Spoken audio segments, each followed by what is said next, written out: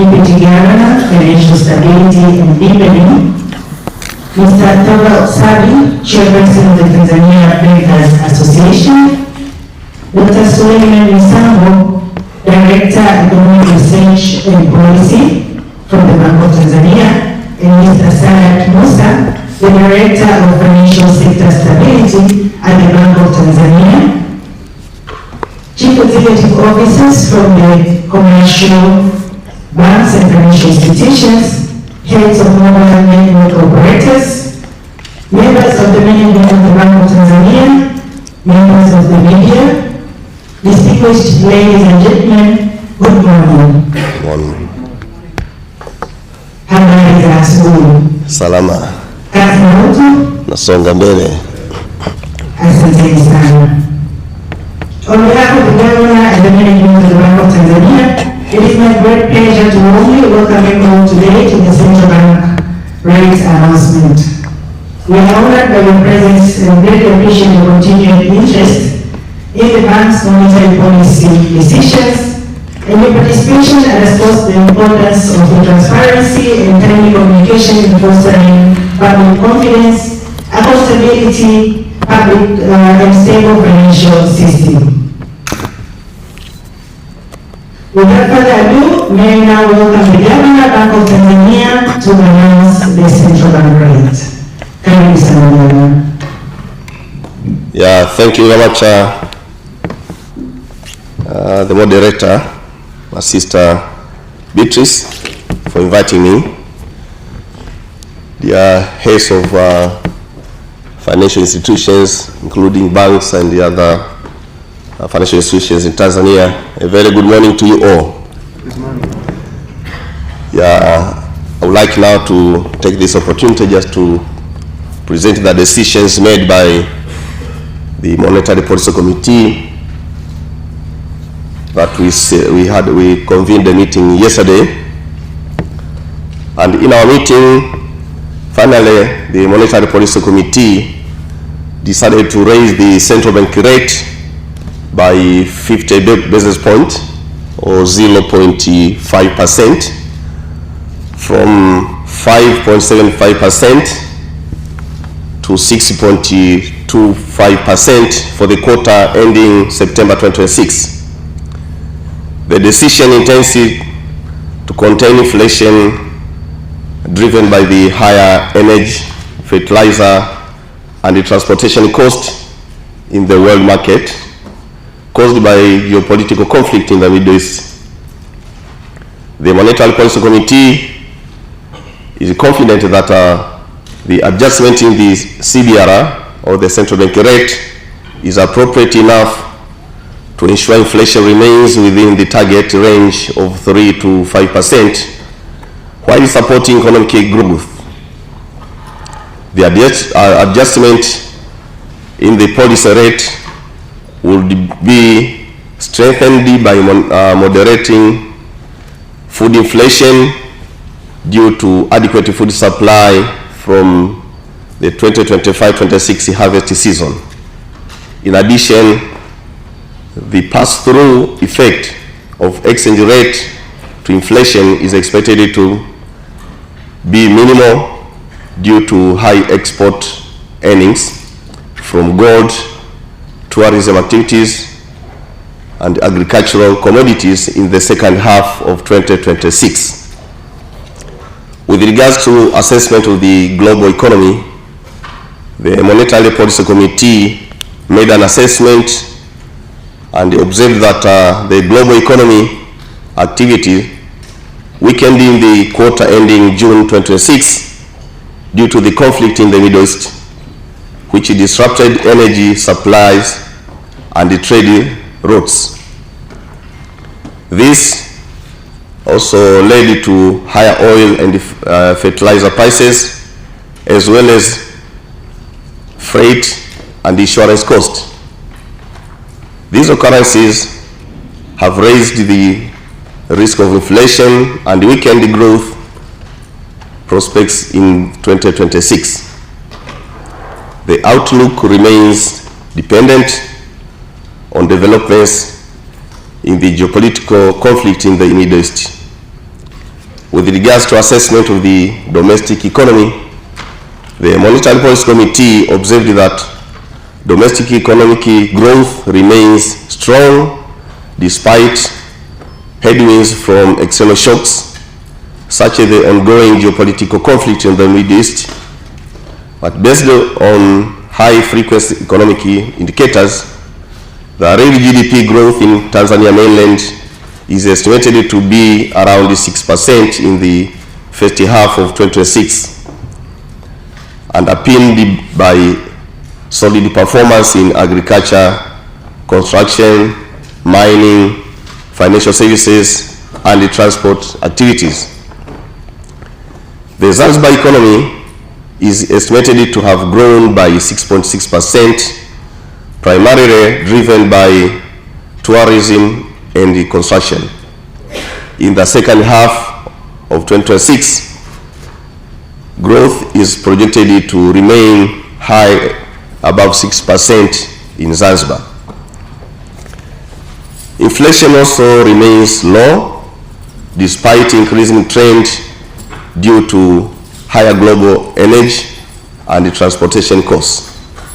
In mainland Tanzania, annual headline inflation rose to 4.2% in May 2026 from 3.2% in March 2026, remaining within the target of 3 to 5%. A fuel subsidy provided by the government in May and June helped to moderate increase in inflation. In Zanzibar, inflation reached 5.5% in May 2026 from 4.9% in March 2026, compared to the target of 5%. Inflation is projected to remain within the target despite facing elevated external risks in Zanzibar.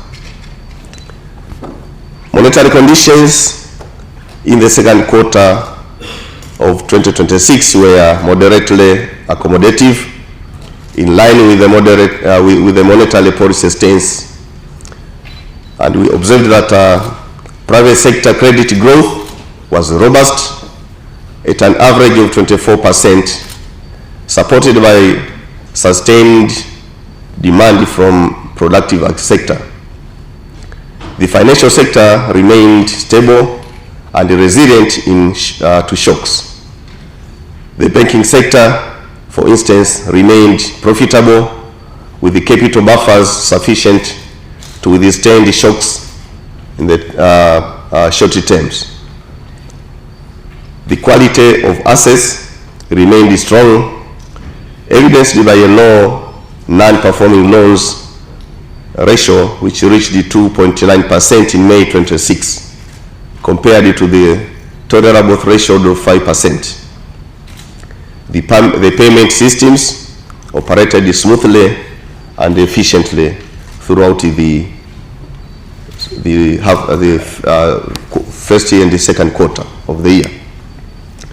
The external sector of the economy faced headwinds from the conflict in the Middle East, but the current account deficit remained low and stable. The current account deficit was estimated at 2.4% of GDP in the year ending June 26, compared with 2.2% in the year ending March 26, and is projected to remain at the same level. The Zanzibar economy sustained the current account surplus, driven largely by tourism receipts. The foreign exchange reserves remained adequate, hovering around $6 billion, sufficient to cover 4.3 months of projected imports.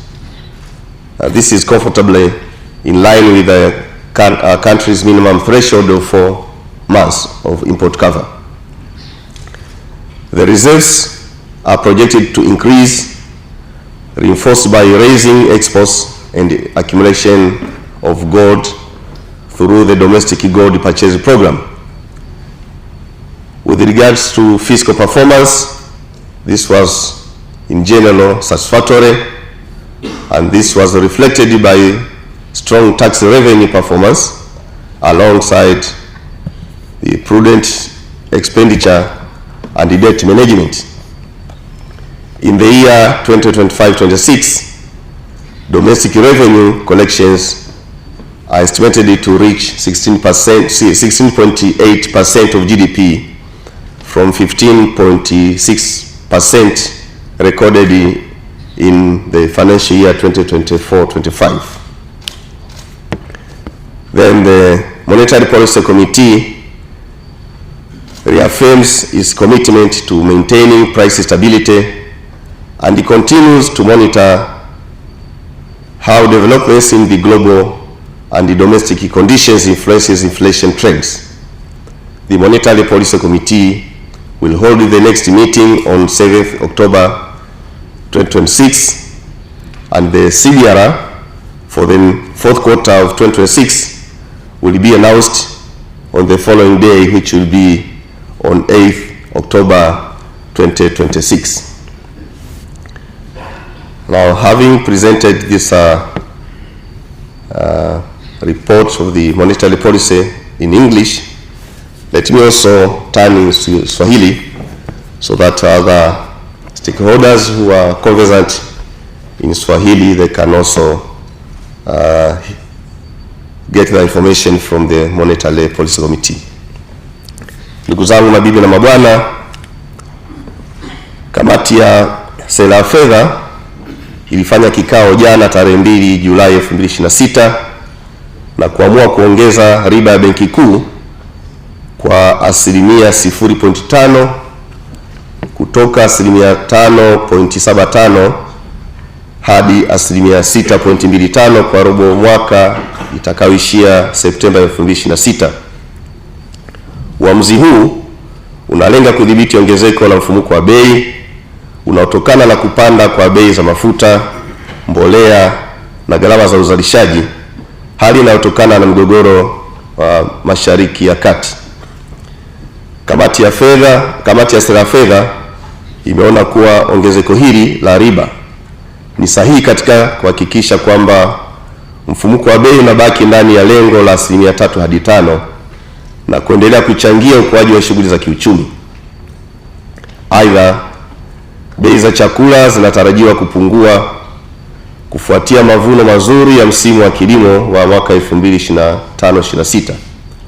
Vile vile thamani ya shilingi inatarajiwa kuwa imara kutokana na mapato yanayotokana na mauzo nje ya nchi, ikiwemo mauzo ya dhahabu, mauzo ya mazao ya kilimo na shughuli za utalii. Hali hii itasaidia kupunguza bei za chakula na bidhaa zinazoagizwa kutoka nje ya nchi, na hivyo kuhakikisha kuwa mfumuko wa bei unabaki ndani ya lengo katika nusu ya pili ya mwaka 2026.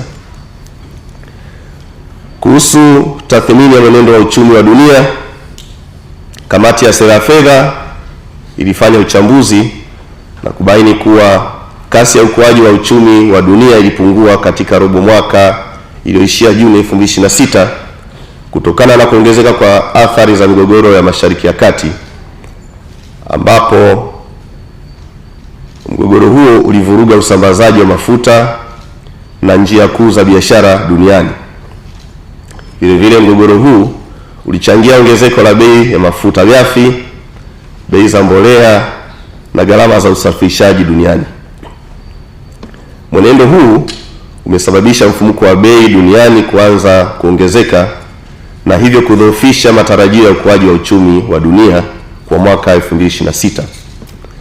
Mwenendo wa uchumi wa dunia utategemea namna mgogoro wa Mashariki ya Kati utakavyoendelea kushughulikiwa na kumalizika. Kuhusu tathmini ya mwenendo wa uchumi wa hapa nchini, kamati ya sera ya fedha imejiridhisha kuwa mwenendo ni mzuri wa ukuaji wa uchumi licha ya kuwepo kwa changamoto zilizotokana na mgogoro wa Mashariki ya Kati.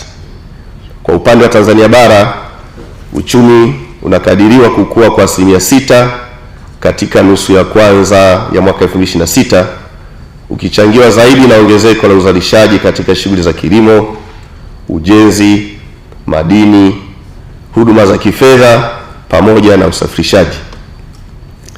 Vile vile uchumi wa Zanzibar unakadiriwa kukua kwa 6.6%, ukichochewa zaidi na shughuli za utalii na ujenzi katika nusu ya kwanza ya mwaka 2026. Aidha, katika nusu ya pili ya mwaka 2026 kwa upande wa Zanzibar, uchumi unatarajiwa kuendelea kuwa imara, ukikua kwa zaidi ya 6%. Kuhusu mfumuko wa bei, natarajia utaendelea kuwa mdogo licha ya kuongezeka kutokana na kupanda kwa bei za mafuta pamoja na gharama za usafirishaji duniani. Kwa upande wa Tanzania bara, mfumuko wa bei uliongezeka hadi 4.2 mwezi Mei 2026 kutoka 3.2 mwezi Machi 2026, ila uliendelea kubaki ndani ya lengo la 3 hadi 5 ambayo ndio lengo letu la muda wa kati. Aidha, ruzuku ya mafuta iliyotolewa na serikali kwa mwezi Mei na Juni 2026 ilisaidia kupunguza athari na kasi ya ongezeko la mfumuko wa bei nchini. Kwa upande wa Zanzibar, mfumuko wa bei uliongezeka hadi 5.5 mwezi Mei 2026 kutoka 4.9 mwezi Machi 2026, ikilinganishwa na ongezeko na lengo la 5% la muda wa kati. Mfumuko wa bei unatarajiwa pia kwa upande wa Zanzibar kubaki ndani ya lengo licha ya changamoto zinazotokana na changamoto hizo za mgogoro wa Mashariki ya Kati. Hali ya ukwasi katika robo ya pili ya mwaka 2026 ilikuwa ya kuridhisha sanjari na mwelekeo wa sera ya fedha. Mikopo kwa sekta binafsi ilikuwa kwa kasi ya kuridhisha ya wastani wa 24% ikilinganishwa na ongezeko la mahitaji kutoka katika sekta za uzalishaji. Sekta ya kibenki iliendelea kutengeneza faida ikiwa na mtaji wa kutosha wa kukabiliana na misukosuko ya muda mfupi.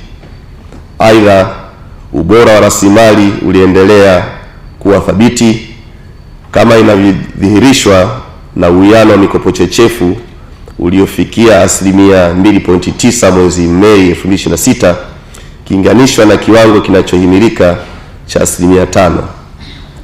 Wakati huo, mifumo ya malipo iliendelea kufanya kazi kwa ufanisi na kwa usalama uliotarajiwa. Sekta ya nje pia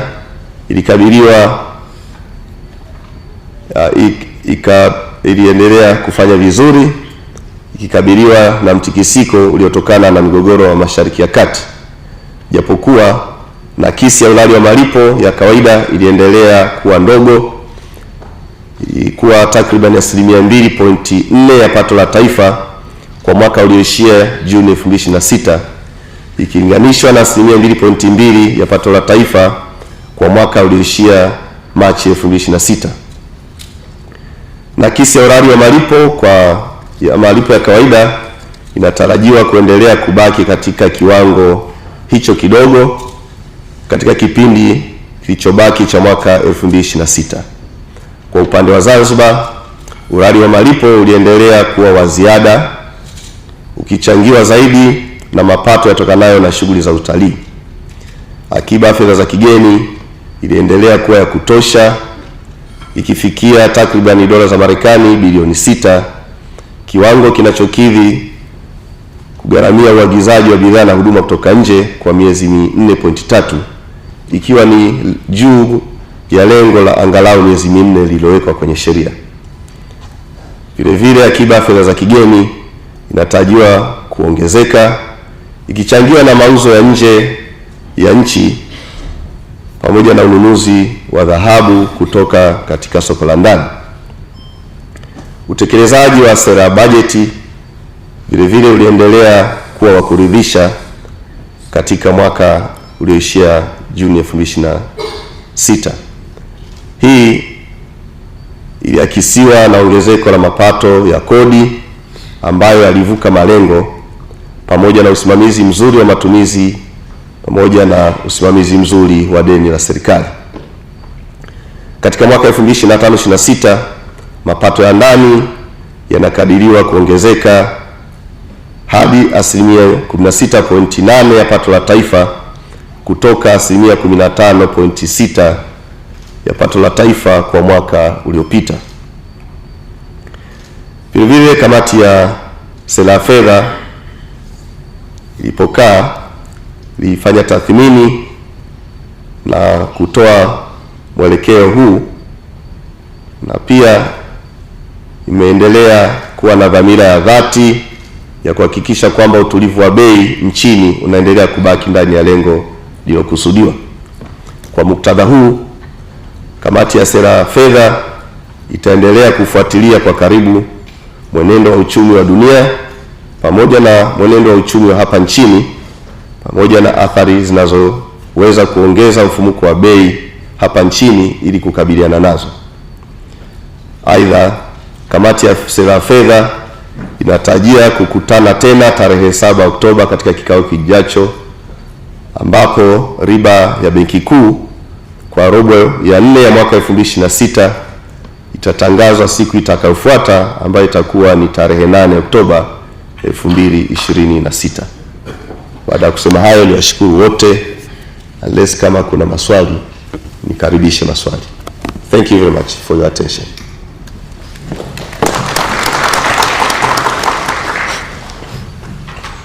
Thank you so much, Gavana, for the insightful presentation and for sharing the Monetary Policy Committee decisions. Ladies and gentlemen, we now proceed with the question and answer session. We will request you to mention your name, your institution, and then ask your question very briefly. Thank you. We are receiving first 3 questions.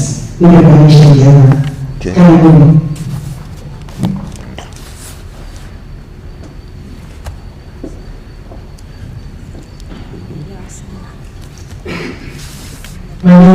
Sasa tunapokea maswali. Karibuni, tunaomba uganishe jina lako, institution unatokea, ndio tutaweza swali lako. Karibuni. Members of the media, karibu kwa swali.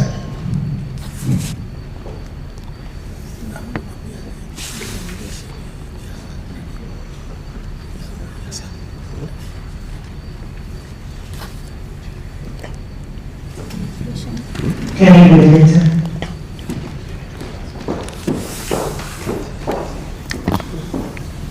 Si ipo hii. Sio angetumia. Sio.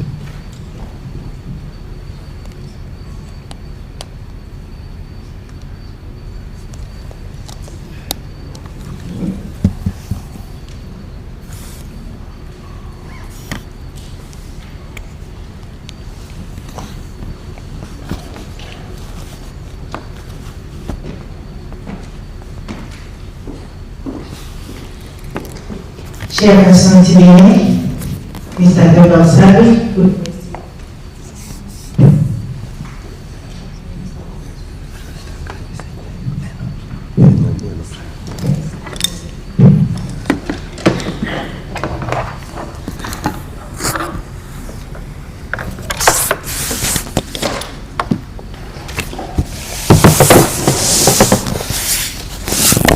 Governor, Deputy Governor responsible for the financial sector, the Director for Economic Policy, and the Director for Land Supervision. Governor, you delivered your speech so well to the extent there are no questions. So, for me, and on behalf of my colleagues from the banking sector, it's more to express our appreciations for the good conduct of the central bank in managing the economy, managing a monetary policy, to the extent that we are seeing the economy growing at the rate it is growing, even under the current global economic circumstances.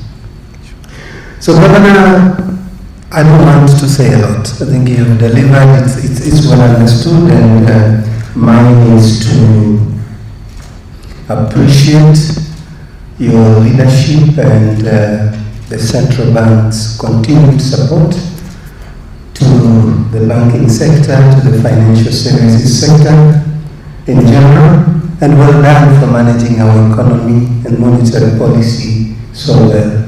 When we speak to our colleagues from other countries, they all wish they had the numbers that we have in Tanzania. GDP is growing very well. Yes, inflation has gone up to 4.2%, but still, under the current global circumstances, that's a very good rate to be at. And we are all confident, Gavana, that the economy will continue to do well. And as banks, we continue to be liquid, as you said, and we are here to support the growth of the economy. So we are confident that the measures taken to increase the central bank rate is the right measure at this point in time. So it gives us even more confidence. So Governor, thank you and congratulations.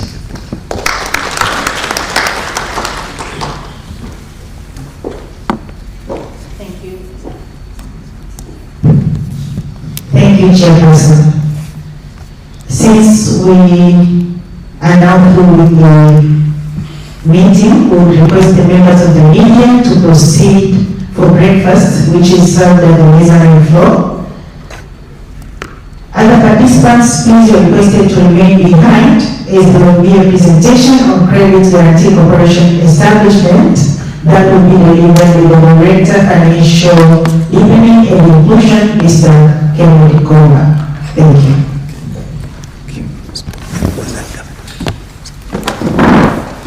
Okay, thank you, media. Wish you good day.